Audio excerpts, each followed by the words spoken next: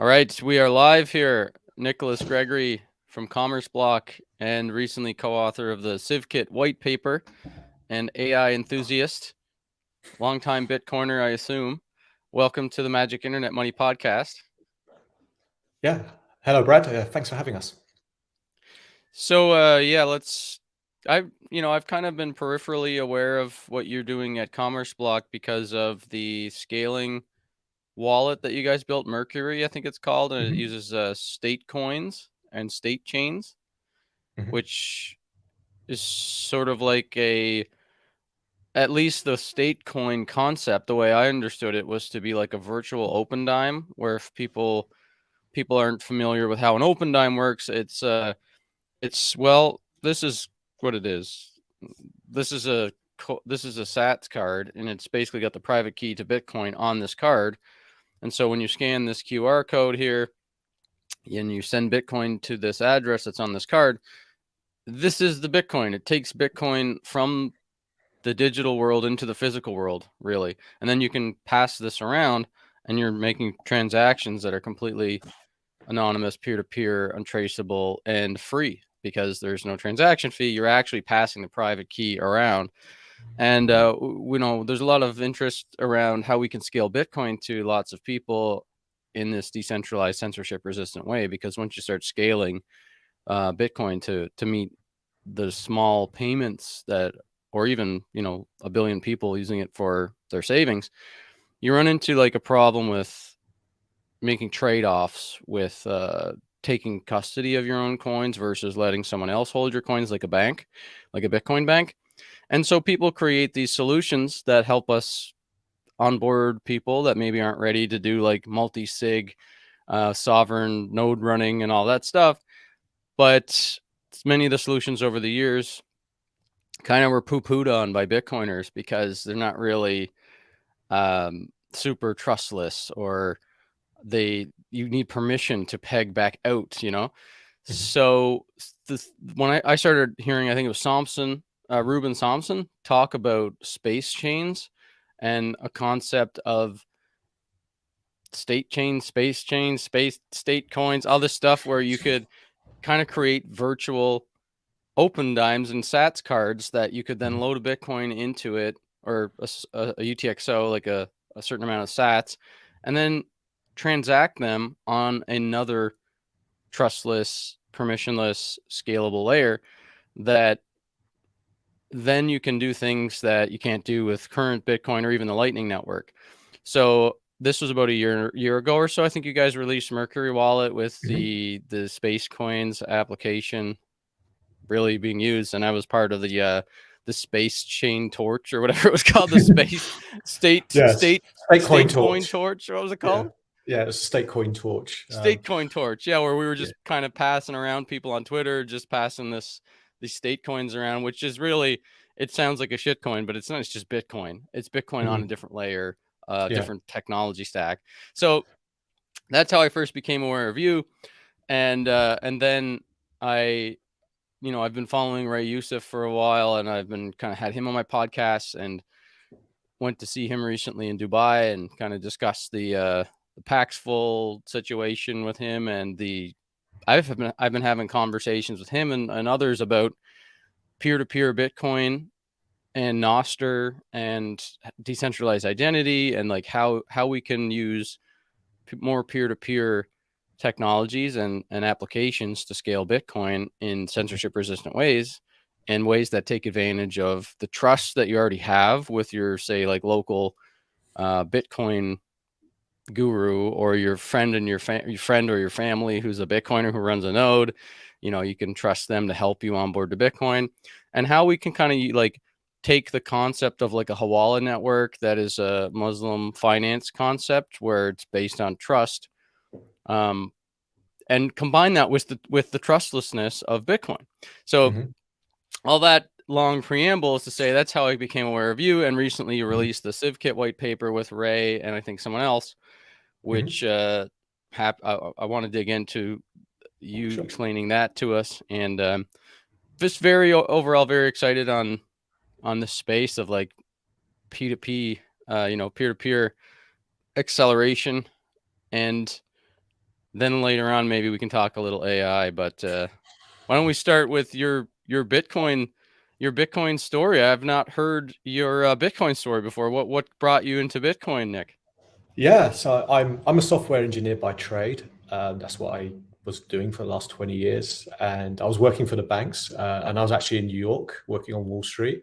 That's how I met Ray in 2014, a Bitcoin meetup, and yeah, was working for the banks. I was doing kind of like algorithmic trading, working on the trade floor, writing software to price derivatives, although it could have been anything for I knew. It was just a comp science problem. Yeah, I was there when I was working at Merrill Lynch when we went bankrupt one day or got bought by Bank of Wow, America really? one day. Yeah, I went. I think I was living in London, and on the Friday there was all the noise about I think Lehman's going under. Nothing about Mhm. Merrill Lynch, although we were announcing losses like all the other banks were. And I go to work on Monday, and it's Bank of America, and yeah, that's how I ended up in New York. You Wow. know, when Bank of America took over New York, a lot of the staff in New York left. They didn't want to be associated with Bank of America or something. I can't remember. It was something like that. But they had quite high attrition. So I was spending a lot of time in New York anyway for work. And then around 2010, I ended up staying full time. And yeah, as Bitcoin was I probably can't remember when I first knew about it, but around 2012, 13, I remember speaking to someone at the gym about mining, and that got me down the rabbit hole. And then I started going to meetups, and yeah, it kind of just grew from there. And around 2016, I decided to start CommerceBlock. We were originally building sidechains, so we forked. We forked. I'm not sure if we say we forked. We took the Elements code base produced by Blockstream, and we worked a bit with Blockstream, but essentially mutated it to work more for bespoke clients. And we were building them until 2019. But as you know, sidechains didn't take the world on fire on Bitcoin. But it has been more successful on other blockchains, but for some reason, Bitcoin, it really hasn't happened. So around 2019, we saw the white paper. I think it was a Medium article / white paper from Ruben about state chains. And we started playing with that idea. The solution we built with Mercury Wallet is very different than what Ruben proposed, because his solution required changes to Bitcoin that hadn't happened yet, things like L2, and we didn't go live with a fully blinded version because we didn't trust the cryptographic libraries available, and that's what we're working at the moment to make it more blinded. But yeah, we went live about a year, and I think you described it quite well. Virtual open dimes is what it is. We provide coin swaps as well. So at the time we were looking at building state chains. We didn't just want to build another side chain and have no users. And at the time, Chris Belcher had released an approach to doing state coin swaps. So we thought we could like munge the coin swaps and state chains together to build it like a useful privacy tool. And that's essentially where we are. And last 6 months to a year, we've been working a lot on integrating Lightning into state chains. And we've Cool. made a few. Yeah, and that's So like opening and closing Lightning channels inside of a state chain coin or potentially, something? yeah. We worked with some of the Lightning devs on a blip. It's called Blip 18. It kind of combines them. I mean, yeah, and that's we are working on that Is it as well. what's a So I think, blip? I've not heard that term. Is that Bitcoin plus Lightning improvement protocol at once? yeah, exactly. So you got bips and you got blips. They're not as well Okay. known. I don't think they're as well What is a discussed. But Lightning improvement? Is it lips or is that a it, blip? yeah, it's a blip. It's a Bitcoin Okay, so Lightning improvement program. there's not a lip because it's funny because on Nostr they call them nips, Yeah, Nostr lips. Yeah, improvement protocol. yeah. So you So have you got blips. bips, blips, and nips. Okay, Yeah, and some of them are lips, some of them are bolts. So that's where it gets confusing because you've got things like gotcha. bolts. Okay, I'm not so that. like a Yeah, blip is something that improves would have to be implemented at both the Bitcoin layer and the Lightning Network layer at the same time, or is just a potentially. I mean, Lightning upgrade? I think it's just Lightning, but Gotcha. Okay. yeah, wouldn't make changes to Lightning. It was really just this: if we build it, this is how we're going to do it, and if someone Well, else wants to do it, be in line with us. Really. I'd like to go back a little. Like you were working on Wall Street during the banking crisis. That's Mhm. pretty interesting. Have you talked about that before on podcasts or like Oh told yeah, I that don't story? hide it. I mean, I don't hide. I mean, again, I'm not a banker, although I worked for the Yeah, I'm banks. just curious. Like, how accurate is Margin Call the movie? As someone that was working in the risk sort of like calculation department of a big bank, is that sort of a good representation of what it was like? Like you just wake up one morning and you just don't have a job anymore because the bank is going under. Um, I'm not sure. I mean, look, I was quite insulated from the traders. I mean, because worked in, I wouldn't say I wasn't in the IT department. I was essentially on, working with the quants doing pricing, so doing derivatives pricing. But there was definitely, like in the London office, it was fun. I think at one point there were two Miss Worlds on the trade floor. So there was wild parties on a Friday night, if that's what you mean. It's definitely Well, more, no. So it was definitely did more you fun than working for a software house in that sense. did you see Margin Call? Yeah, yeah. Can't So remember it there's that there's well. Margin Call, Big Short, Inside Job. There's a bunch of these movies about the financial collapse and the financial crisis and everything. But Margin Call is the one where it was like the software guys that were calculating the risk of the derivatives trades Mhm, found modeled out what would happen if a small thing changed, and it turns out it would blow up the whole bank.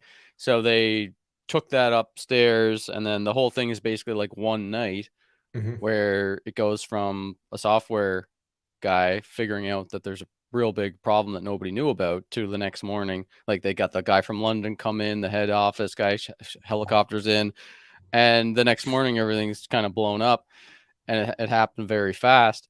Um, Whereas like Inside Job, or sorry, Big Short is over a long period of mhm. time, right? It's many months and maybe a year of the banking crisis. But it seemed like from your kind of recollection of it that it was people just didn't know that there was this big risk in the bank, that the bank was Well, potentially going to blow up. I was working in equities, so the was it the CDS, the credit default swaps, that was in the fixed income space. So that was in a very different department. I mean, that's one of the weird things at banks. They're very siloed. So you work at Mm, Merrill Lynch, the equity department will have different software systems, different management, different everything compared to what's going on in the fixed income department, which deals with bonds, derivative, kind of mortgage-backed securities. It's like a different company, yeah. Which in the, I guess, in the and I guess that equity, makes it hard. It makes it harder to basically find the consolidated risk of the whole company in that sense. But yeah. totally. Mhm. So you were working on like pricing options For and equities. for equities. Mhm. So that would be, say, a big client or another bank or the sovereign fund or somebody, some big client would want to hedge out the risk of, say, their Apple stock going down, right? Yeah. And then So you'd have to price that. You'd figure out a price on how to sell that risk. potentially, I mean, the stuff I was working, well, I did a few things there, but one of the things that I was doing, it was on the market making desk. So we, as a bank, to trade at certain venues, had to provide certain amount of orders. And Okay. and then I worked a lot on the compute grid stuff like pricing and instrument, Black-Scholes type stuff, getting the calculation onto a compute grid, breaking it down, bringing back a number so people can find like the aggregated risk of all our derivatives and stuff like that. Do you feel, Nick, did like after that happened, did you kind of dive down the rabbit hole of banking itself and money itself, or were you more so just kind of like that's what your job was, and I guess you're a math guy, so Mhm. you were just kind of focused on that problem, or did that kind of make you skeptical of the big banks and the financial system when that happened? I think the bailout shocked a lot of people. No one expected that. I think in some ways I was expecting a layoff package and I was hoping that I was going to get 3 to 6 months severance. And we were baffled that the banks got like I would say a communist socialist bailout. And it was weird in that sense. Yeah, that Yeah. was very baffling how, because, I think for about leading up to that, there was every week we were having company meetings, which before then, banks was a mess. I mean, we never had a company meeting. I didn't know who my bosses was. And we were having these town halls because, there were, if you remember, they were announcing, this bank has announced, 20 billion of write downs. And Merrill Lynch did Mm. have a bad position on fixed income products anyway. So it went from that, and at some point we just didn't understand how money was being invented out of nowhere to bail us out, and that was very strange. And after 2010, banks became a lot more bureaucratic. A lot of the risk taking people, the people building funky products like exotic type derivatives, they all left and went to hedge funds, I'd say, and then the risk kind of the exciting, the fun stuff, the fun times kind of left banking, and I probably moved to like smaller shops, smaller, and I left at some point as well. I wanted to work for startups, so Did you, before you worked at the bank, like, was there any kind of political interests that you had or anything like that? Like, did you come to Bitcoin because of maybe, was it, what was it? Was it like, oh, this thing is cool, this is new technology? Or was it like, oh, the banks are corrupt, the bailouts are breaking the money, I'm curious, like, what was your motivation for like getting excited about Bitcoin initially back in the day? I think a lot of it was I studied distributed computing at college. I did that was my master's, and this was probably the biggest distributed system that I'd seen. That was kind of I was fascinated. It's a bit like the old days of Nutella or Napster type thing, but just very different. No one controlled it. Very weird, and that fascinated me. And because of what happened in the banks, I had started taking very minor positions in gold because you start to not trust money. But I'd say it's more because of the excitement on working on a kind of like a massive distributed system that had no control. It was very fascinating because that it's been done before many times, but they've always kind of faded away. Like Napster, obviously was kind of centralized, but you were taking files of people around the world and Nutella, and this thing just seemed to have a bit of staying power. It was very interesting. Did you find that anyone else around you was interested in Bitcoin as well, or were you kind of like the only one in your circle of tech friends that was kind of going down the rabbit hole on Bitcoin around that time? Yeah, I think in my tech circle, not many were that interested. I mean, I used to be involved in other. I mean, that's how I met Ray. I was involved with other circles in like New York. New York's a very diverse place of opinions, so there was quite strong. There was quite a strong Bitcoin community in the early days in New York. It was quite radical, and you met a lot of people at the meetups. So quite fun. Oh, right, like the open outcry market that was Mhm. near Wall Street there. Yeah, I never went to You- that. I went to BitDevs around 2014. I found them Okay. quite fascinating. Myers used to be there quite a lot.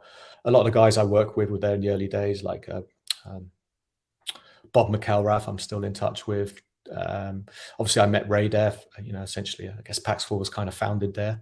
He met his co-founder there, and so it was fun times. Cool. So you were one of those folks that was like a tech, interested in the tech. Well, there was a bunch of folks that sort of came in the early days of Bitcoin politically motivated. They were like Austrian economists, armchair, folks, or Ron Paul fans, or libertarians, or whatever. But then there was also that group of tech early adopters, And and when I say tech, I mean there was, I, I don't know if I should say it, but there was a lot of interest in things like the Silk Road. The idea of being able to buy things, not necessarily because you want to do bad things, but the idea that you can spend your money without permission. And well, yeah, we're too, because we're coming off of the yeah, height of BitTorrent and file yeah, sharing, and the concept of peer to peer was very strong back then. hmm And peer to peer money was the thing that hadn't yet been cracked, but peer to peer hmm file sharing was massive. I recently looked at a chart of BitTorrent users over Netflix users hmm and Google search volume over the last 15 years for BitTorrent, or torrents, I mean, to Netflix, and it's an inverse relation. It's like it starts off like this and it goes down on one side and then on the other.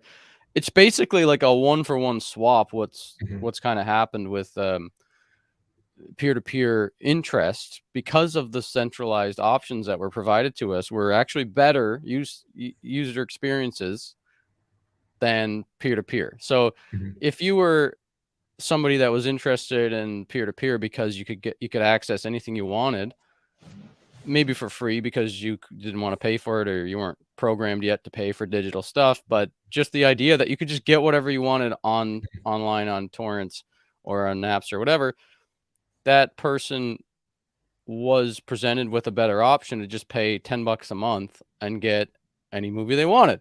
So hmm that option did work. That hmm capitalist sort of free market competition to peer to peer worked. On the opposite end of that, with the money, we've had money get worse and worse and worse over time, because it just keeps, the purchasing power of your money just keeps going down, and the user experience of money seems to be getting worse. So you have more and more interest in peer-to-peer finance, peer-to-peer Bitcoin, stable coins, things like that.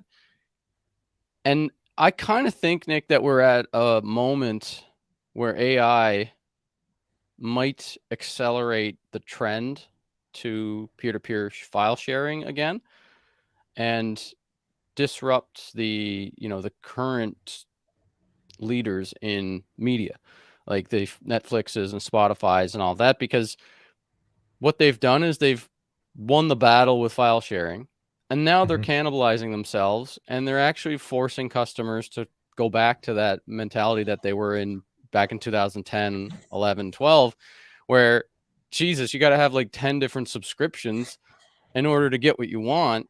And people are starting to go back to file sharing. And now we have this trend in AI with AI agents and the rapid acceleration of the pace of what AI can do. And soon people are telling me that work in the AI space on the cutting edge and the bleeding edge of this stuff that it will be able to do whatever you want it to do soon. Like, you'll be able to tell it to program anything and it will be able to program it. You'll be able to have an AI system recreate Netflix or recreate Spotify, and break DRM and break licensing. And with the trend that we have in peer-to-peer file storage and retrieval systems, BitTorrent's almost going to get like a user experience upgrade. Long ramble, just basically wondering if you've thought about, do you think that because we've seen this shift and now we have AI accelerating the user experience of, it's going to probably over the next 12 months accelerate basically whatever you want, you can have technically, like programming wise, not physically. You won't be able to tell it to print you a car or whatever, but you'll be able to basically say, I want to have a replication of this app or this game or whatever. And AI agents, the way that they're going to scale out, they will be autonomous, and there'll be large marketplaces of AI agents that will be able to communicate with each other through APIs, and it'll almost be unstoppable, I think, if there's a proliferation of file storage and retrieval systems, peer-to-peer communication protocols like Nostr, and now payments with Bitcoin, Lightning Network, and Fedimint and Cashew and things like state chains. All these censorship resistant, super scalable technologies to be able to make payments that are unstoppable. You can, I think, really get back to a place where we were 10, 15 years ago with peer-to-peer file sharing with a better user experience. And I think it might cause some problems again for the big media companies, which will spill over into the economy. And it just, to me, it seems like we're primed for massive disruption again, almost like we're going to go through another BitTorrent phase, but this time it's going to be like the big one that will be unstoppable. And then, some people are saying that it's probably going to lead to like the complete internet shutdown because the AI agents will just destroy the bandwidth on the internet because they're just going to be clogging everything up, and there'll be, all kinds of not so, I guess, innocuous AI agents where it's just torrenting, but it will be like DDoS attacking and 0-day attacking and all this stuff. So being in a tech guy and coming in on that peer-to-peer file sharing revolution, paying so close attention to AI like you do, and being super into Bitcoin and Bitcoin scaling, curious, have you thought about this? And do you want to kind of take us through your thought process after I've just rambled this this scenario to you, what you think the next couple of years might look like? Yeah, I mean, I do agree with you. It's going to accelerate. I mean, I've always had this theory that AI and technology kind of was slowed down because of Wall Street, and I'm in London, so I'll say the city of London, because 10 years ago when I was working in London and then Wall Street, all the brightest software minds and physics PhD, they were all on the trade floor doing Black-Scholes algorithm, probably not benefiting the world much, just trying to knock off a microsecond to outperform another bank or another fund. But around 2015, 16, these guys started leaving. Google were paying them more. a lot of software houses were able to compete with the banks, and I think that's why you're seeing an explosion of this AI stuff. I think the brightest minds are no longer on Wall Street; they're no longer working for the hedge funds. So I think that's why if you look at a film like 2001, Stanley Kubrick film, we should be a lot more advanced. We didn't kind of make it, but I think the acceleration will happen now because all those bright minds are building crazy models. A lot of the investment is going into tech companies, and I do like the idea of the GNU Teller model, and I think most people will be able to do complex AI on their mobile phone. Can you explain the Nutella model for those of us that aren't up to speed? Just kind of like decentralized. Well, GNU Teller was kind of centralized in that the lookup place to find files was centralized, but it was distributed. You had systems, you had file sharing systems around the world. I guess I do think AI will be a lot more will be very centralized, and the reason I think that is the coordination of an AI system relies a lot on GPU power. That's not easy to distribute. I mean, I've seen a lot of Web3 startups. They talk about distributing AI. To me, that's nonsense. My experience of because I used to build supercomputers for banks. What that means is, we'd have an instrument, we'd throw a lot of scenario testing, and we'd spread this out on hundreds of machines around the world. And we didn't used to distribute it because we had some distributed ethos. It was just we were trying to buy every data center in the world that had spare capacity. This isn't like Bitcoin where we want to be distributed. We just if you've got some spare capacity in Sweden or something, we'll buy half your rig. But when banks started moving to GPUs, and then back then we used to call it CUDA, using graphics cards to do calculations, we couldn't distribute that because of the nature of of GPU calculations. They had to be all kind of built in silo. So I do think you'll have AI on your mobile phone or on your laptop, modern Macs, with the M2 chip, that's got a powerful GPU chip in it. But you are going to have chat GPTs of the world, which are going to be super intelligent, and they're going to be very centralized. And trying to do a startup on decentralizing that, I think, is a bit of a, I would say, scam, but a lack of understanding of the technology. And I think that's where it gets scary, because people start thinking, well, these things going to be like the Borg or the Matrix or whatever your favorite villain is in these kind of sci-fi movies. I don't know the answer to that, but I do think there'll be a centralization of intelligence, and it will be somewhat of an arms race in horsepower of the compute farms those guys can collect. I see. I thought that once you've got the AI models trained, that they don't really require as much GPU power anymore. That the GPU power is mostly for processing and training them. But once we get to a point where they've been sufficiently trained and we've kind of reached the plateau of the acceleration that we're going to get, like the gain of function, if you will want to use that term, because it's kind of relevant as a comparison to the COVID stuff. Like this AI gain of function is kind of happening right now. It's already powerful enough. We're trying to make it 10 times more powerful. Once it gets there, can't it just be kind of then? Well, no, because it becomes an arm race. Again, it's a bit, I keep on, my background to AI comes from kind of doing this stuff for banks, but Black-Scholes, I think that's the way you price derivatives. That was built in the 70s. So clearly there's been no new model to price derivatives, but what's happened is the amount of parameters you can grow up. So I don't know much about these language models outside of what I've read. My experience is more building kind of like neural networks and stuff. But you can always increase the parameters. And this is when you hear ChatGPT's got 170 billion parameters. And Apple are going to release a new version with 2,000 billion parameters, whatever. The parameters, and think of the parameters like a stereo system. You've got the treble, the bass, and the middle. Right. They're things you can tweak.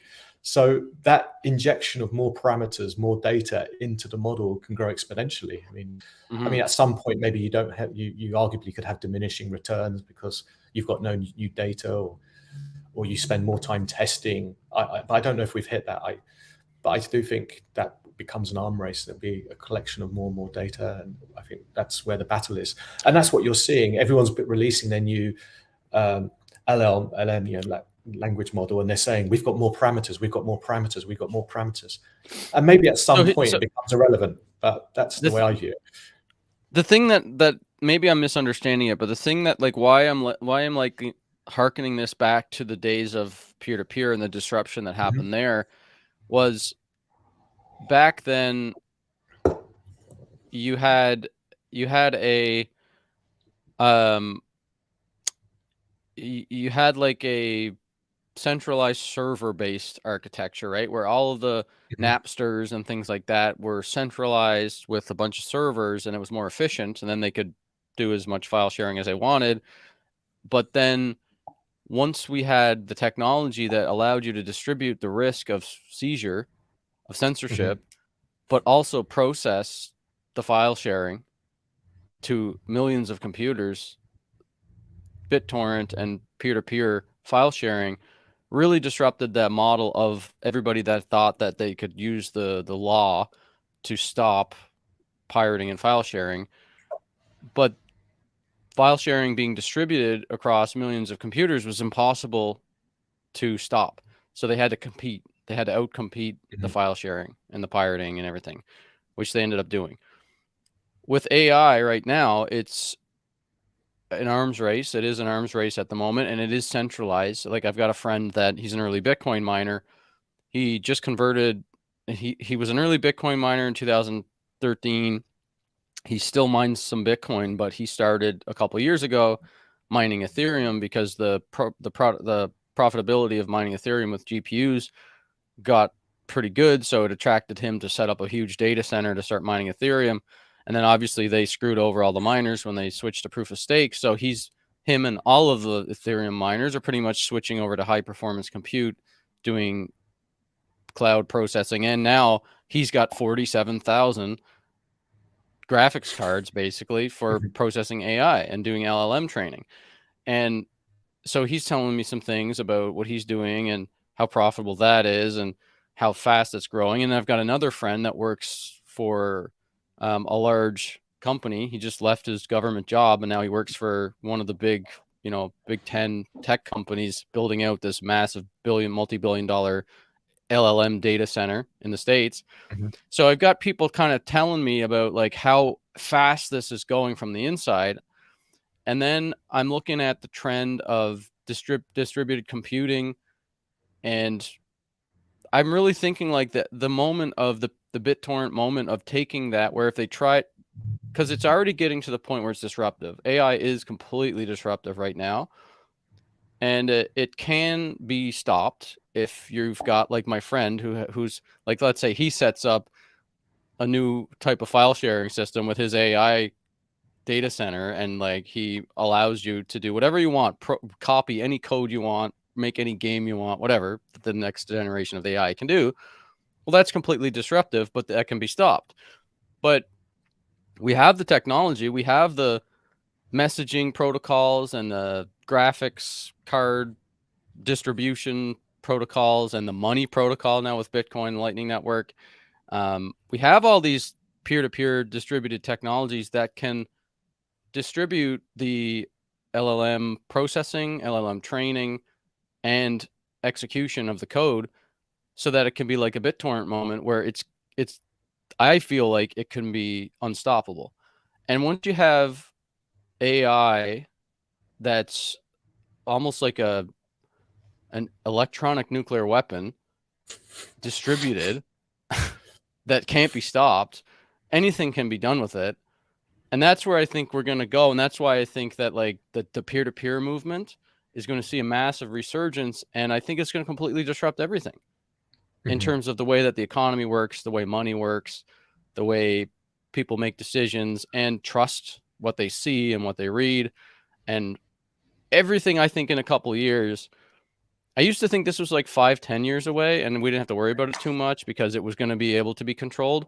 But now, because I'm following it kind of closely, I'm starting to get a little like, I'm kind of thinking this is 6 months, 12 months away where something actually does, like in a BitTorrent way, get distributed in that it's unstoppable. And you can't stop people from using these AI systems to do whatever the hell they want, including ripping off every song and every video and creating new music from the like intellectual property of every musician that's ever existed, ripping off whatever they want, like Well, I So think you can do that. it could get chaotic, you know. I think that exists already. I mean, have you followed that? The guys, they're British, behind Stable Diffusion.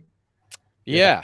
Yeah, they basically indexed the whole of the internet in a 2 gig file, and it indexed every image ever created. So from that 2 gig file, which we could all store on a very cheap laptop, we can generate any piece of graphical art you can ever imagine.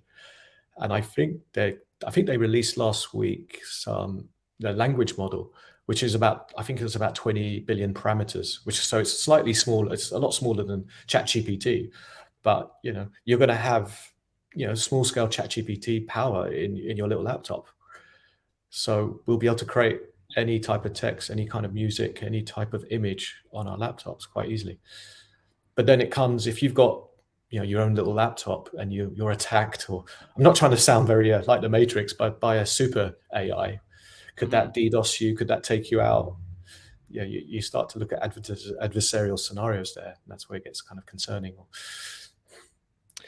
Yeah, I mean, a lot of people are starting to freak out about it. I'm not so freaked out. I think what might happen is like an internet shutdown, like we'll have digital lockdown, like we had COVID lockdown, because this will be completely disruptive to the way of life online, and it will crash the economy, at least short term, the same way that COVID crashed the economy, and they will have to respond with their ban hammer like they typically do with things.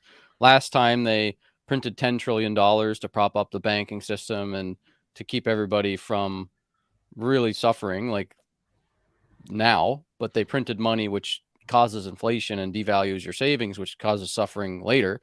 So they locked everybody down way too long. It was way too strict. They grabbed more centralized control. I think that's going to come with AI, and I think that the so one of my smart tech friends is watching this on LinkedIn. He said, "Nah, you'll never get the internet to turn off."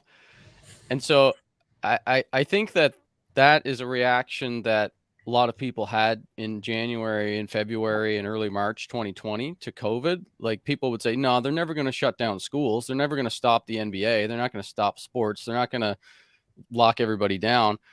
But governments tend to wait too long to react and then overreact when it's too late. And if the AI system is distributed and it is capable of doing whatever you want, I had a guy on my podcast 2 days ago, Liran Shapira, and he was talking to me about his theory on how zero-day exploits that currently exist will be released or created by next generation AI systems that already exist right now but just aren't released publicly. So if you remember a few years back, the wave of ransomware attacks that was happening on like hospitals and train stations and government municipalities and dentist office, everything, right? Everybody was getting hit with the ransomware attacks. Like, wasn't that from the NSA's zero-day exploit that they just didn't disclose to Microsoft or something like that? Do you remember that story? No. Yeah, When I'm I think pretty of sure. like DDoS, I always think of the Anna Kournikova virus. I don't know why, but I remember that. Well, this one was like I remember it was 2019, I think it was, maybe. Yeah, 2019, and it was the NSA had been hacked by a hacker group, and they got a zero-day exploit, and they threatened to release it. And they wanted actually like $1 million in Bitcoin. It was like, we're going to release this unless we get $1 million in Bitcoin. They didn't get paid, so they released it.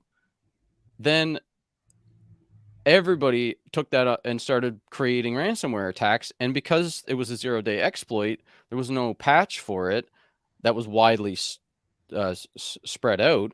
So it caused havoc. So that's like, there already is this problem. There's this problem where intelligence agencies and governments find exploits in our software systems and our infrastructure. They don't disclose them because they can use it to their advantage to spy on our enemies, etc.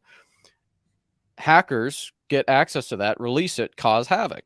So if you have an AI system that's capable of recreating any code base or even creating its own new code base, using the AI agent model of autonomous agents connecting to each other through AI or APIs, where now it can read GitHub. Now it can read the dark market. Now it can connect to SMS networks. Now it can connect to the Lightning Network and pay for things. So you have AI agents that are given tasks and then just go replicate and self-learn, and then they can program. Mhm. You can get into a system pretty quickly in 6 to 12 months where somebody, the example that I use, that's like, just say you're a grifter, right? Let's just say you're just an internet grifter, and Mhm. you're like, I want to scam somebody out of $1,000 or $10,000. So you tell the AI agent, go find $10,000 of scam victims and pretend, like, milk them for the $10,000 with a tax scam. And then the AI agent will go look on the internet. What is a tax scam? How does a tax scam get executed? Mhm. And then it will find YouTube videos and analyze the YouTube videos of how the Indian call centers that are pretending to be the IRS agents are calling old people and telling them that they're going to get arrested unless they. So then it will synthesize a voice, and it Mhm. will sound much more like a real IRS agent. And then they will Mhm. start text messaging people. And just before you know it, you have this autonomous agent that's just out there with this mandate to scam people. And now you don't need 30 people in a call center. You just have one guy saying, go scam people for me. Here's my Bitcoin address. I want Mhm. Bitcoin. And then it's Mhm. just this infection that can't be stopped. And all it's doing is just accelerating the trend of people scamming each other. That's just one small way that this can get out of control. And then imagine you do it where you're just a restaurant owner, and you say, I want more reviews. I want more customers to my restaurant. So you use an autonomous AI agent system. You say, I want to get more customers to my restaurant. Before that, you would probably hire an internet marketing agency. You'd probably go and try to get like SEO done on your website to increase your page Mhm. rank and your relevance. But now you just go to an AI agent. You say, I want more customers to my restaurant. You put that command in there.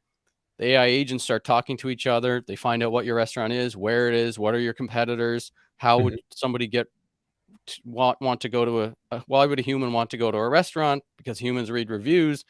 They like nice pictures of food. So what the AI agent starts doing is creating hundreds of simulated human accounts or hacking people's accounts, and Mhm. starts posting negative reviews at all the restaurants around you, review brigading you slowly over 6 months, so that you appear to be the best restaurant in small town, outside of London. And Mhm. now all of a sudden, all your competitors are getting slowly review brigaded by real people and fake people that have been hacked and created with stable diffusion, created images of the food and bad experiences that they didn't even have at the restaurant. Do you know Mhm. what I mean? Like, so all Mhm. from that simple command of get me more customers to my restaurant, this can spiral out of control. So then you imagine somebody that gets in this AI tool that's more nefarious, somebody that's like a North Korean hacker or something like that. It can This can go so fast out of control if it's distributed and if it's not stopped. And I don't think it can be stopped. That I think it will get to the point where they will have to do something, because the internet will just kind of be wrecked, and life on the internet will be just wading through neck deep of But but but scams and fraud but and there are viruses some and every parallels day. to this. I don't know about you, but I barely use email because the amount of junk I get through my email. I'm scared to give my email address out because it's just overwhelmed with junk. And people are just going to find safe places on the internet and probably not move around as much. I mean, I don't want to say the word the metaverse, but it seems that's where people are going. And when I say metaverse, I mean, I have a 10-year-old daughter. She lives on Roblox. It doesn't necessarily need a Right. blockchain. It doesn't need a blockchain. It doesn't need some Yeah. token. If I said to my daughter, what do you want for your birthday? She wants Robux. Yeah. But I just think, new generations are going to go to a metaverse type place like Roblox, or if they're Facebook people, be the meta thing, and they're just going to find safe spaces. If you're a bit more rebellious, you're going to live on Nostra potentially, or Yeah. Twitter will become that. I think that's where it's going to take it in the short term. So this is Uh, I'm getting to a point here, a long mhm, march around my rambling mhm, brain gets to a point where I think that's where the world's going to go. I think it's going to be chaos. Mm-hmm. And I think that we're going to need to have a upgrade to the internet that's like a an AI resistant internet Mm-hmm. that will have to be based on webs of trust, private public key pair signing, cryptography, and identity attestations And proof of work, because I think and proof of work.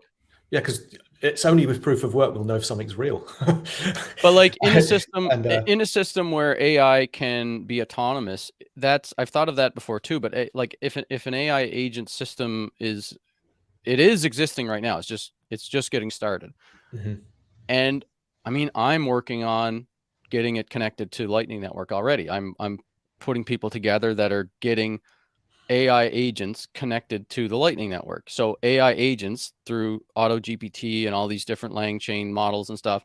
I mean, I put you in the chat the other day with like all these Bitcoin people that are focused on looking at what's happening in AI and tinkering with it and building their own AI tools.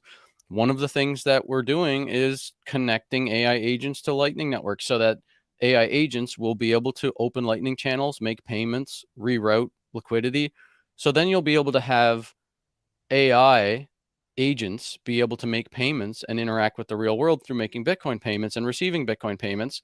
So then you could have an AI agent do proof of work because it can pay for it. You know what I mean? So you really need, I think, the identity attestation through a web of trust to trust that you are interacting with someone that's real versus a fake person or somebody that's been hacked by an AI and is posting a message that they don't even know that's being posted on their behalf. Because not all of this is about like hacking you to steal your data or hacking you to shut you off the internet. There's so many ways this can go, and everybody is pwnable basically at this point, pretty much. There's so many database breaches that have happened. Everybody's, if you want to check, just go to haveibeenpwned.com, I think the site is, where you can put your email address in and see how many of your accounts have been leaked and how many times your passwords have been leaked. LastPass had this massive breach that happened back in December where millions and millions and millions of people's passwords got leaked. So pretty much that like WEF thing about you will have no privacy, you will own nothing, and you will be happy. I mean, they kind of got part of that right. I do think that this acceleration of AI is going to cause a lot of people to lose privacy because they're already hacked, but the systems aren't smart enough yet. Like it's humans right now that are trying to hack people. But when you have AI aggregating all this leaked databases and all these leaked passwords and being able to brute force to get into whatever your account is and take over your account or use your account to achieve its goals, you're just going to be compromised. Everybody's going to be compromised online. And that's I think the reality we're coming into. So if we're going to have an internet and we're going to have a peer-to-peer network, I do think something like the Civ Kit model, the digital identity model, where you can prove your humanness through trust circles and webs of trust, is the only way that we can go forward. Unless you get to the point where governments take this seriously and start to regulate AI as like a weapon. And then if you get the AI regulated as a weapon, we won't have as much disruption because there'll be severe consequences for using AI for illegal purposes or just, And clearly that won't work because we're not going to be able to regulate other countries that we can name. Yeah, exactly. So okay. with all of that said, I mean, I don't know, man. I only got 5 hours of sleep last night because I was up till like 2 a.m. talking about this on a space with people. Yeah. I'm really starting to get the feelings I had in like January 2020 about COVID, watching it go in China and seeing maybe if this comes to the rest of the world, how this could be disruptive to the markets and how this could cause an adverse reaction by governments and shut everything down.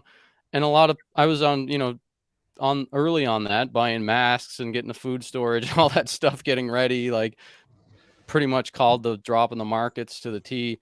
But I haven't felt that sense of like concern around things as much, even with this recent wave of banking collapses. Because the banking collapse is it's a variable in the system that they know about already, and they can stop it by printing money and doing what they did, which was like creating a new lending program where they're going to give up the $2 trillion to any of the banks that need it and print as much money as they can to provide confidence to the market and prevent the banking system from blowing up. That's not a black swan, like the banking collapse is something that's been in the works since you've been working on Wall Street, right? It's the bailouts. It's a slow death. The it's a very slow death, isn't it? Yeah, the bailouts are like injecting life serum into the banking system or whatever to keep it alive for a little while. But COVID was a real exogenous shock to most participants in the market and most people. They didn't see it coming. And I think AI accelerating existing trends is also on the level or even worse than what COVID was, because COVID, like there was an end to it, like there was a way to, it's controversial depending on what side of the political or, the science or whatever you're on. But if like you wanted to social distance yourself from people, you probably wouldn't get it. If you wanted to like wear a P100 mask, you're probably not going to get it. I think the only way to deal with this in the internet is to go back to real life. For the short term, right? Like until we get an AI resistant internet system where it's webs of trust and if you're on, do you use Stacker News? Not really. News? I've seen it before. It's my favorite place now. Oh yeah, that's the. I thought you said Slacker News. Wait, Stacker. No, which one is the Lightning Network one? It's Stacker News. Stacker News is my favorite place to find out what's going on in Bitcoin. Because Twitter's, Reddit died years ago. There's a lot of other stuff that you don't necessarily want to read about. Nostra, I use Nostra more. Obviously, it's involved with Civ Kit, but I don't find it the best place to get news. Stacker News is Lightning based. You have to pay to post. You have to pay to comments. It's a useful place for Bitcoin. Yeah, that's a great site. But there's a dude there who basically said the only resistance in the future is becoming a farmer. If you want to be safe from the madness, become a farmer. Yeah, he made it clear. If you're farmer is the way to go. If you were like one of those people that was following internet memes a few years ago, you remember the whole learn to code thing? Yeah. Where the journalists were being told to learn to code because they were telling like people having their jobs disrupted by automation to like learn how to be programmers. Mm-hmm. So it was like, yeah, you're like a 60-year-old person, you're going to learn to code. So then there was this whole like learn to code thing where when the journalists started losing their jobs, like trolls would start just replying back to them, learn to code. So it was this like trollish internet meme. But that kind of is a big shift. There's a lot of people that are coders that are going to be completely disrupted and their jobs are going to be depreciated by AI systems that can just code whatever it wants. Not yet, but soon. No, but it's going to be at that ability. Ultimately, the job of a coder is to solve problems. Yeah, maybe I'm being naive, but I just think you go higher up the stack. I mean, if you were a coder 30 years ago, you were doing assembly. Yeah, you go to C++. If you're a C++ guy and you're looking at these kind of high level languages like Java, Node.js, you're probably scared for your jobs, but the problems become a lot more complex. And I would say as a coder, a lot of coding is mundane, repeatable work, which is unnecessary. And if that's done by ChatGPT, that's fine. And you have to keep on moving up the stack. Because I think if you're a bad programmer, you're probably screwed. If you're a good programmer who uses AI and goes up the stack, I think you're fine. I don't know, man. I'm already seeing people. Yeah. I'm talking to people that are telling me that they're laying employees off already because of ChatGPT in both the software departments and the customer service departments, because the AI is so much better than a person at certain tasks and cheaper. So I think you're right. Like it's going to push. If you're like a top 1% or top 10%, say coder, you're probably fine. But for all these people that have been like learning to code as a career, because everybody has been saying software is eating the world and like the future is coding, which has been true. Even your daughter in Roblox, my daughter played Roblox a lot when she was younger. She's 13 now, so she's like not as much into it, but she was even telling me the other day that like Roblox has integrated LLM stuff. Like she's like AI is in Roblox, and I'm like, oh, what do you mean? So you used to have to code games. You'd have to be able to code in whatever the Roblox language was to create a game or to create skins or accessories. Now they've integrated AI, so it's just text so you just type like, I want a shiny convertible, and it just creates it. Or I want a game that can, so like big companies are already integrating this, and it's even disrupting the gaming space. I'm invested. Go ahead. You obviously read. I guess you skimmed through the Civ Kit paper, which was. Afterwards I realized this is probably the last white paper I'm going to be involved with because of ChatGPT. Yeah, if I next year write a white paper, send it to you, you're going to say you didn't write that. ChatGPT wrote that. I'm already skeptical of everything I see. Like I see a tweet thread or I see something. I'm like, okay, yeah. I'm invested in another company called Oasis, and Oasis has this app that you just ramble into it for 10 minutes on a subject, and then you can select the output you want, if you want it as a letter, or if you want it as a blog post, a Reddit post, a Twitter thread, and it just summarizes it perfectly and formats it to your output selection.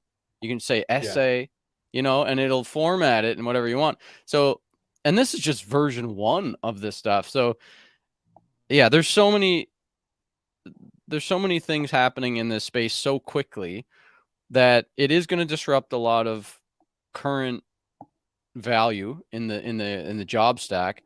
And things that won't be disrupted are massage therapists and farmers, and like anybody that does stuff in the real physical world. I think that's going to be more valuable. That's the way it seems like it's going to go to me. But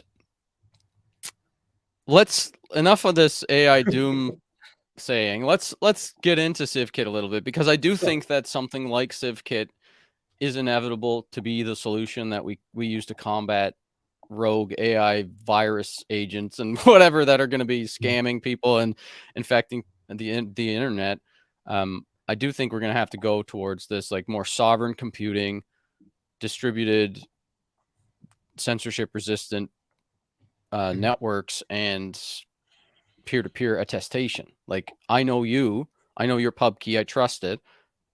You have Ray's pub key, he trusts you. Therefore, that's probably you, where if you just send me an email or something, it could be hacked.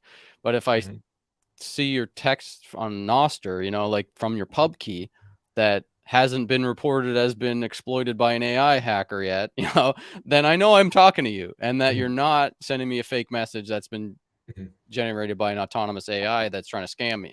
So that, I think, is going to become really important, like reporting systems, like trust circles and reporting for, hey, I've been compromised, and then everybody confirms, yes, you've been compromised, and then you need a new pub key because that one's been compromised. But while it's not marked as compromised, I trust you. I'm going to have communication with you knowing that that's a real person I'm talking to, not some GPT creating messages or whatever, unless you're doing it on your own, which is just your reputation, right? So Civ Kit, can you go into it and give us a summary of what Civ Kit is? What made you get interested in this creating this white paper with the other folks that you created it with? Who did you create it with? And let's get into Civ Kit. Yeah, so I mean, I've been doing peer-to-peer for a while. I think originally I was building Bitcoin sidechains, and I did work on this protocol called a pay-to-contract approach of storing metadata for trades in a Bitcoin transaction. So and I think a lot of people that have been in Bitcoin for a while, I would say, are frustrated that there isn't a bigger circular economy. if we're honest. If you've been in Bitcoin for a while, you probably remember the around 2015 where you'd go on Reddit and it'd say Dell now supports Bitcoin, Microsoft supports Bitcoin, and that's kind of faded in the last few years. If we're clear, it's become this kind of store of value, which is cool. Price goes up, but you're not seeing the circular economy go. And I guess so. That's always been my interest. And I think, as people know, the original Bitcoin client had a peer-to-peer marketplace. I think Satoshi released that. And yeah, there's been lots of attempts. I mean, I remember 21.co when you had that kind of marketplace for sats. And yeah, so that's been my interest. I've always wanted to be involved. I've known Ray from the early days. Ray, during COVID, believe it or not, started spending less time in the US and spending more time in London. He reconnected. He always told me, look, his goal was to make, something like what he's built Pax4, decentralized, distributed, not have like a single point of failure. And that's always been his vision. So we spent a few years bouncing ideas here and there. And then I met Antoine. Now, Antoine Riard, he's not very well known on Twitter because he's not on Twitter. He's not the kind of guy who wants to be, but he's very well known in the Lightning space. He's quite a public figure on the mailing lists. He's contributed to Lightning quite a lot. And more recently, he wrote something around jamming attacks. He's solving a lot of the kind of like the attack vectors of Lightning. And I met him randomly at a Bitcoin meetup called Bitcoinology, where he did a talk on channel jamming. And that's when he first introduced his Weber stakes paradigm. I think there was kind of more called stake certificates.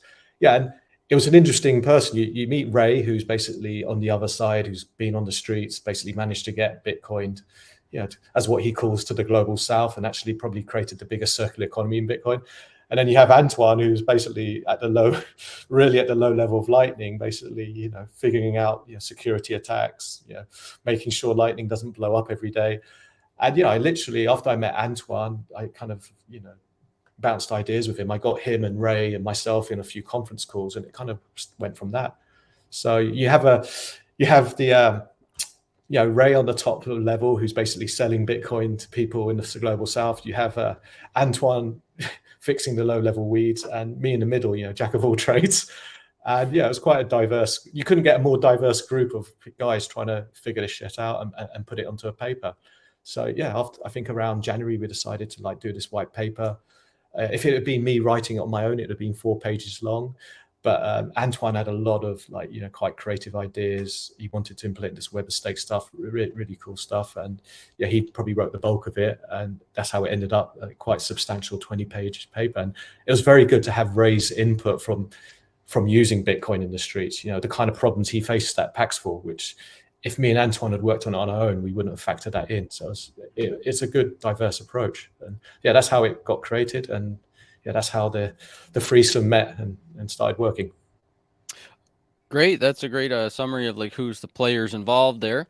I hadn't heard of Antoine, so I'm going to have to look at that video probably and see. If you Google his name on Lightning, he's quite a prolific Lightning developer, and he solves a lot of the problems. So when Ray goes on podcast and says there was a genius working it, it's not me, it's Antoine, very much. So what is Civ Kit then? Is you want to give the Eli 5 kind of, you don't need to do the deep summary of it right now, but what is it? Why should people be interested in it? It is a white paper, but we are building some code. We plan to have some code out in about 2-3 months. But essentially, it's a protocol, a toolkit to do peer-to-peer trading. The way I look at it, it is based on Nostra and Lightning. And the way we view the two protocols working together, think of Nostra. We see Lightning as a point-to-point protocol. If I want to send you a message, Lightning's perfect. And we use a lot of the semantics to deal with some of the problems you've seen on blockchain, like I'd say other blockchain type trading systems. Because Lightning is based on onion messages, the orders can be private. And for order settlement, there's a lot. So it's very hard to front run. And the way we look at Nostra, it's more of a broadcasting mechanism. You send a message to Nostra, it doesn't go to one person, it can be relayed. So a bit like how trading systems, if you're working on a trade floor, you'll see, tickers blasted on a broadcast mechanism. You can see a whiteboard of them being collected and order books collecting them. And then when you see trades being done, it's like a point-to-point settlement. And that's what we're doing. Essentially, we're using Nostra as a bulletin board, and that's why it's used there to basically persist orders, but not have one centralized order book. We kind of relay them to as many order books as possible, and then we use the onion routing of Lightning to basically deal with the privacy aspects and basically do the finalization of an order. And it gets complicated where we got different type of escrow contracts, and where Antoine's previous research for channel jamming, he's basically using kind of reputation of concepts of your behavior on the Lightning network to basically give you like a reputation to see if you're a good trader, see if you can be trusted, etc. See you can be an escrow. But that's the way to think about it right now. It's combining Lightning and Nostra, using the best of both worlds and kind of gluing them together. And there are other people that are building things that are similar dexes. It's not that we didn't like them or we didn't want to work with them. It was really just three guys who had their own view, give it a go. And we're gonna try and be spec compliant. We're spending a lot of time looking at the Nostra NIPs to make sure everything we do fits into Nostra. There may be some stuff that we have to do on the Lightning because the Lightning protocol doesn't support orders, so we may have to do some changes there and produce some specs there as well. But that's essentially that's really interesting. So, does this have anything to do with identity? What's that web of stakes bit? It could take in like an identity, but the web of stakes is more about your reputation you build. Like, so if you've done a lot of you build a trust, and that kind of grows. And this comes from the channel jamming stuff that Antoine had done, where how you're a trusted Lightning node. Are you trusted to open a channel? If you've got a reputation, throughout the life cycle of the system that's stuck around, that's valuable. That's more about building the reputation itself.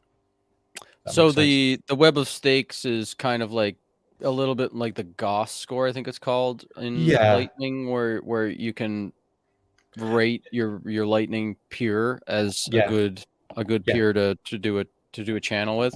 Yeah. So does it have like, because I mean there's that Lightning that's like settlement, right? But what about posting trades and stuff? Is there an identity piece around posting the trade where you can trust that this is a real trade offer, or that this is not some well, your identity is going to be basically like your reputation or a drug dealer or something like that you maybe don't want to deal with. That's where your reputation comes in. Can you trust to trade this guy? And obviously that's the web of stakes. Yeah. And I think doesn't the web of stakes more so relate to like whether or not that execution of the trade part is safe, or is it actually also the trader themselves? Are they a good trader to be trading? It could be used for both. I mean, it's basically your reputation in the system. Gotcha. Okay. This is interesting. I mean, I like to follow who's building what in this space because I'm interested in DIDs and webs of trust and things like that. I've had a conversation with John Carvalho, who's building Synonym, and they're working with like Hypercore and Hyperdrive and Hole Punch, all that stuff, that stack. And then Block, the TBDEX team has the Ion sort of TBDEX model of doing DEX trading. And I know that Ray was interested in that before the TBDEX model. Are you guys planning to make this interoperable with those other types of DID sort of identity reputation systems and DEX trading systems? Yeah, I mean, it's a toolkit, so we're going to make it pluggable. There's not going to be like at Civ Kit, we're not building a final product. We're building like the framework for people to potentially use it. Obviously, Ray's looking at being one of the users. Clearly, that's his involvement, and so we're not, and it's not going to be exclusive or anything. I mean, I have looked at. I mean, I guess a lot of my motivation coming from this was looking at the work that RoboSat had done, because that was pretty cool with the way they're using trades and orders with Lightning and making it fairly private, well, very private, if I'm honest. Right. And it was just really, that's where I came on. That's why I looked at it. And I build, at CommerceBlock, we've built, blinded servers with the work we've done at Mercury. So we kind of want to maybe try and incorporate blinded trades. So there's always that issue. If I have an order book, like say you run an order book relay and I start putting things that should not be on your order book, like from the old days of the Silk Road, by having them blinded, you're not necessarily liable for that stuff. But then you can, if other people want to view that and sell that, you can give them a view key. So basically, you're not discriminated because someone's decided on your, your relay server to basically show an order that is not. And that's the kind of concepts. Oh, interesting. So this is potentially not just for like peer-to-peer trading of Bitcoin and dollars. It's also like buying and you could buy and sell things peer-to-peer. Well, I think you make this as generic as possible, because the Civ Kit is not, it's not going to know what it's trading. I mean, I guess people who use it will make those decisions, but we're trying to be as orthogonal and just basically have something that scales, is DDoS resistant, and that has a kind of like a reputation system that kind of goes across different verticals. Right. Oh, that's cool. I mean, we're very much at the idea generation stage. I mean, we have got some code being built, and that's very much basically having a Nostra style. We've forked like the Rust Nostra server and basically trying to put bulletin board approaches to it. That's very much our focus, and then see how that goes. That's awesome. When do you think there will be something like beta ready to be able to play around with and test it out? Well, the Nostra server, probably 3 months. In terms of doing the web of stakes with Lightning, that's probably not till the end of the year. And Okay. there's a lot of fiddly stuff to figure out. Another exciting, like interesting Bitcoin adjacent project for me to start paying attention to then. Yeah, and there are other people doing this, maybe I didn't expect, to be honest, I didn't expect that many people to be that interested. I think that's maybe Ray's ability to like broadcast this out, which is good, because it was a 20-page web white paper. I expected it just to hang out on the Bitcoin mailing list for a few days, 1 or 2 people look at it, but it blew up a lot more than we expected, if I'm being honest.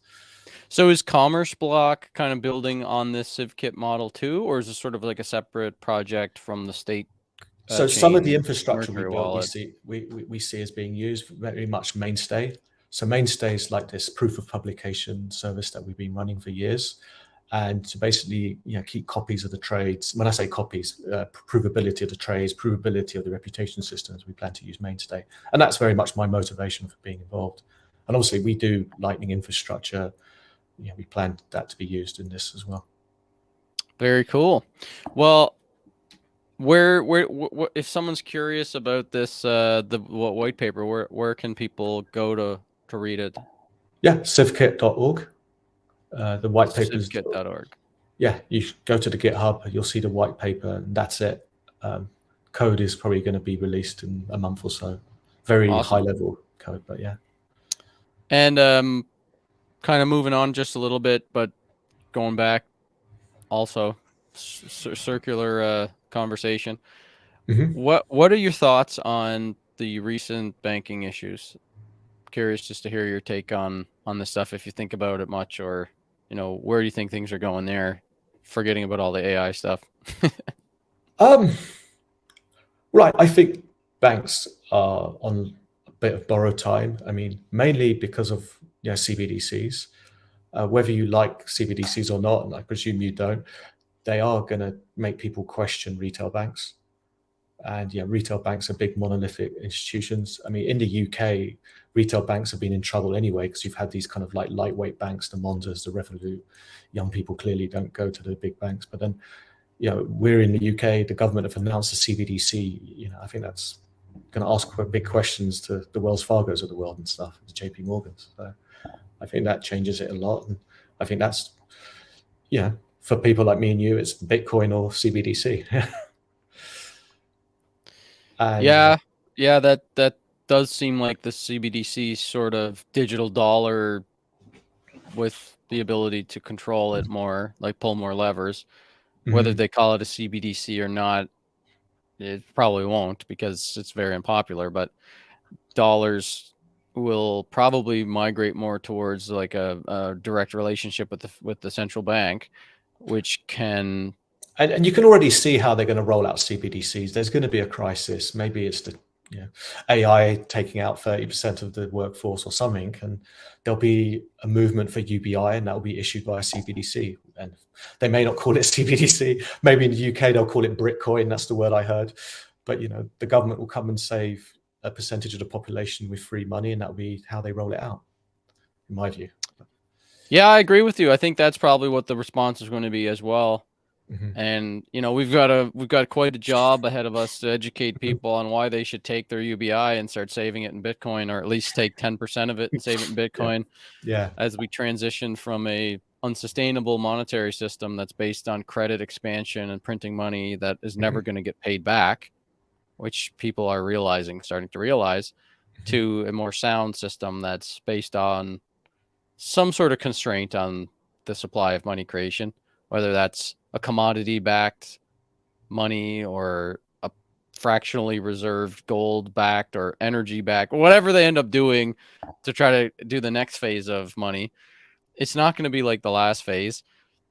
And Bitcoin is going to gain from that. Anything that's a scarce resource, that's a desirable asset, is going to gain from that. And Bitcoin is definitely one of those things, because unlike real estate or other scarce resources, it's internet native, and you can save as much as you want or as little as you want in it. So most people can't save fractions of a property, like $50 of land. So, but you can do that in Bitcoin.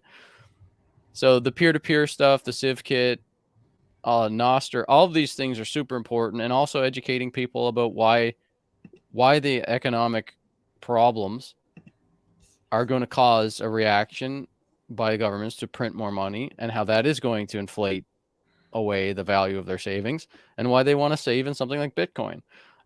So a lot of work we got left to do. Yeah, I look. I think look. You can either sit around and cry and moan about the world, or just build, just do stuff. Yeah. There's lots of stuff to do, because the world always looks screwed when you think about it. I grew up in the 80s where we were expected to go to a nuclear war with Russia. It was the Soviet Union back then, and that may still happen. But the world always looks bad if you're honest. And you either, I think someone once told me, think yourself like you're a surfer. You're in the ocean, a big wave's coming. You either catch it, have the ride of your life, or you crash on the rocks. So I think this AI wave, I think you just got to ride it. You got to learn AI, make it. I tell people to stop using Google, and I go, "What do you mean? Don't use Google anymore. Use ChatGPT, because then you're slowly learning how to do prompts. You're learning, because you can't just use ChatGPT for your work. Because it gives you weird answers. You've got to kind of load it. You've got to prompt it. You've got to work with it. CommerceBlock, all our developers, we all use Copilot now. Cool. Some of us didn't like it at the beginning, and it doesn't do things like cryptography. Clearly doesn't understand the Lightning Network, but it gets rid of a lot of the boilerplate code, like testing and simple like noddy bugs which consume all your day. And that's the way you got to take this stuff. That's good advice. Yeah. All right. Well, Nicholas, I think we should probably call it there. Good conversation. Yeah. Where do you think you want to send people if they'd like to hear more about what you're doing? Just your Twitter account or your Nostr? You want to recite your Nostr pub key? No, I'm not that active on Nostr. I'm on Twitter, Gregory_Nico. I mean, I don't tweet that much, but or follow the projects I'm on. Mercury. Yeah, we do some explanation of the code we're doing on Civ Kit. But yeah, Gregory_Nico is my Twitter. Awesome. All right. Well, thanks a lot for coming on and having the conversation, and good luck with the development. I'm really keen to see what comes of it. I want to play around with it. I want to see it deployed. I loved all these like peer-to-peer web of trust type things. Very interested. Cool. Yeah. Thanks for having us. Enjoyed it. All right. Talk to you later.